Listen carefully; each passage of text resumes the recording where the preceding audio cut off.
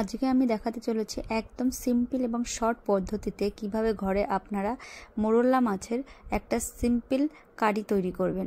Just একটা মোরলা মাছ কষা হতে পারে এটা। প্রথমে এটাকে নুন হলুদ মাখিয়ে নিন, তারপরে এটাকে তেলের মধ্যে ভেজে নিন। একটু কড়া করে ভাজতে হবে, তাহলে খেতে আরও স্বাদ লাগবে। ভাজা হয়ে গেলে মাছগুলোকে উঠিয়ে নিয়ে আমি এটাকে একটা কাচের বাটির মধ্যে রেখে দেব। তারপরে এটাকে একে একে পুরোটা তুলে নিয়ে মাছটাকে, এটাতে মনে রাখবেন যে আপনার পছন্দ মতন স্বাদ মতো নুন, আর আপনি যদি কেউ একটু হালকা টক মিষ্টি খেতে পছন্দ করেন তাহলে একটু এটার সঙ্গে টমেটো দিতে পারেন। এরপরে একটা ওই মাছ ভাজার তেলের মধ্যে দিয়ে নিলাম গোলমরিচ, পেঁয়াজ কাটা, লঙ্কা কুচোনো, টমেটো কুচোনো, রসুন, গোটা রসুন, কিছু রসুন থেতো করে দিলে কি হবে, রসুনের একটা সুন্দর সেন্ট এটার মধ্যে হবে। তো এটাকে থেতো করে দেওয়ার পরে আমরা এটাকে ভালো করে মিক্স করে নেব। সুন্দর করে এদিকে তেলের মধ্যে ভালো করে কষিয়ে নেব।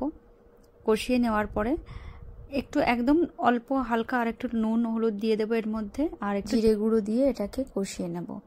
ভালো করে কষানো হয়ে গেলে এটার মধ্যে আমরা অল্প একটু জল দিয়ে দেব। এটাকে ঢাকনা দিয়ে খানিকক্ষণ পরে উঠিয়ে নিয়ে এটার থেকে যখন তেল ছাড়বে তখন এটাতে আমরা মাছটাকে দিয়ে দেব। দেওয়ার পরে এটাকে আর একটু নাড়িয়ে চাড়িয়ে নিয়ে এটা থেকে আর একটু ঢাকা দিয়ে রেখে দেব। যদি একটু হালকা করে জল ছাড়বে, তেল ছাড়বে, তখন এটাকে আমরা আরেকটু নেড়ে চেড়ে কষিয়ে নেব।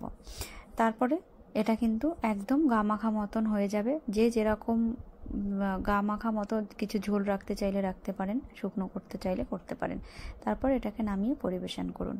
ঘরোয়া পদ্ধতিতে সিম্পলভাবে মোরলা মাছ রান্নাটি যদি আপনাদের কাছে ভালো লেগে থাকে তো অবশ্যই লাইক সাবস্ক্রাইব করবেন। Thank you so much for watching.